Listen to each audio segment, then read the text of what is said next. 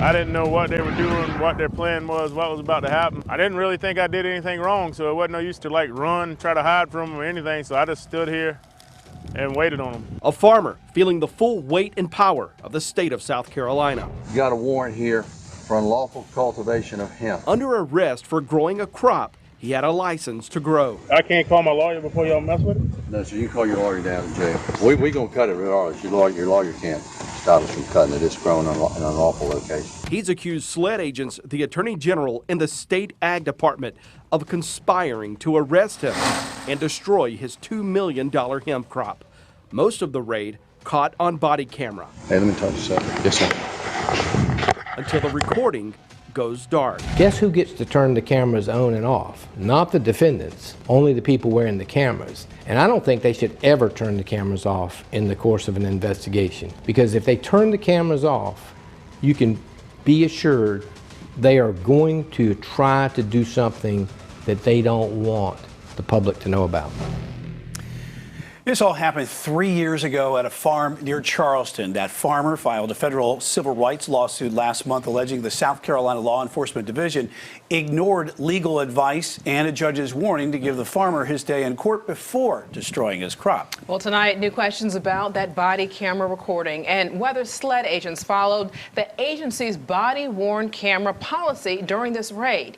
Here's Chief Investigator Jody Barr with tonight's follow-up to our Seize and Destroy investigation. When SLED agents set sights on this Dorchester County hemp field, it was planted just like where we had these rows, they were running just like the rows of corn. Trent Pendarvis, because we had them planted and we had it all irrigated with you see the pivot over here? Was standing in the crosshairs. When Pendarvis met SLED agents at his hemp field in September 2019, agents were already there, ready to raid his farm and to destroy his crop. Pendarvis's lawsuit identifies the agent wearing this body camera as Captain Glenn Wood. Wood heads SLED's region office in Florence. The start of the recording shows Pendarvis shaking hands with Major Frank O'Neill, the man over SLED's drug unit. O'Neill is also the man who gave the command to arrest Pendarvis. Go ahead then. All right. Well, right now we're going to place you under arrest for growing hemp without a license. Hopefully. For what? Because this is an unlawful. We'll serve the warrant here in just a minute. Tell you about what's all involved. Growing unlicensed, cultivating unlicensed hemp. You can't grow it and then try to mend it. Less than a minute later, after Pendarvis asked several times to call his attorney. Can I call my lawyer before y'all? Yes, sir. Absolutely. Let them finish getting your knives and stuff, and then they're going to take those cuffs loose. Okay. For a second, and we'll let you make that telephone call. Wood assures Pendarvis he can make a call until O'Neill calls him to the side. That conversation was not recorded. Hey, let me touch this up. Yes, sir. Wood restarts the recording and walks back to Pendarvis as SLED agent John Neal adjusts his handcuffs. That body camera tells the tale of the tape. It's awfully revealing. He was asking for his lawyer, and they shut it down. Pendarvis's legal team believes the SLED agents were discussing something in that sidebar that could likely help prove Pendarvis's allegations. Does it concern you when you see that recording start and stop? Well, I would love to know exactly what was said when Major O'Neill called Agent Wood to the side and the audio goes out, because all those folks were included on the email that SLED sent Judge Goodstein trying to get that order signed.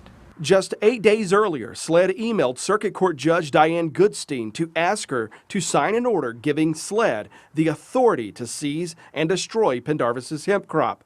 The judge said no, but offered SLED a hearing to bring Pendarvis into court. Instead of a hearing, email records show SLED went to a lower court magistrate for an arrest warrant. The warrant affidavit shows SLED said nothing about its intention to destroy the farmer's crop. SLED left the magistrate's office and went to the farm. Right now, we're going to place you under arrest for growing hemp. To arrest Pendarvis. Recordings provided to Pendarvis's attorneys show the South Carolina Forestry Commission mowed the hemp down while Major Frank O'Neill and his team chopped it up. They knew that what they were doing was wrong. And they knew that if it got in front of a judge that day, a judge would have put a stop to it. That's exactly why they didn't tell the magistrate what they intended to do that day either. They didn't want the magistrate to put a stop to it. We filed a Freedom of Information Act request for SLED's body camera policy. It states body-worn cameras shall be utilized when agents are working assignments in uniform and interacting with the public unless exempted to do so by the chief. Now, I'd rather you talk to my lawyer first. The two agents in the recording were both in uniform. The reflection from Captain Wood's cell phone shows he was also in uniform, with his SLED badge on display. We asked whether SLED Chief Mark Kill granted Wood an exemption, but SLED did not respond, citing the farmer's lawsuit as the reason. SLED's own policy explains why the agency has guidelines in the first place: to maximize effectiveness of the body-worn camera and maintain integrity of evidence. The policy states agents must record searches and arrests when interacting with the public. And then they're going to take those cuffs loose. Recordings show the only SLED agent with a camera was the one you're watching now. But there are times when agents can stop recording, which include situations that would risk the safety of confidential informants or where there is a victim of rape or sexual assault. Just 2 paragraphs down, SLED's policy shows that once an agent begins recording, it should remain on until the incident has reached a conclusion or the agent leaves the scene, or once the situation has evolved beyond the immediate preliminary encounter and has stabilized. If it becomes necessary to discuss the specifics of the event, investigation, or case with another officer or supervisor in furtherance of the investigation, the agent will note this on the video and may end the recording. Hey, let me talk to you, sir. Yes, sir. In this case, the recording abruptly ends without notice. The recordings show it happened a second time when Wood walks over toward Major Frank O'Neill and a Dorchester County deputy having a conversation at the edge of the hemp field. Good as I can remember, I was about right here where we at now. Pendarvis and his attorneys want to know what was discussed and not recorded in those body camera videos. But guess who gets to turn the cameras on and off? Not the defendants, only the people wearing the cameras.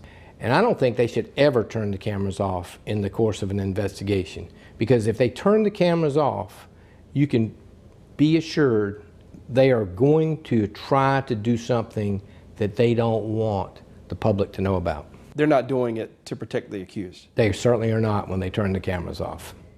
We wanted to ask SLED whether the agency ever looked into how Captain Glenn Wood used the body camera here.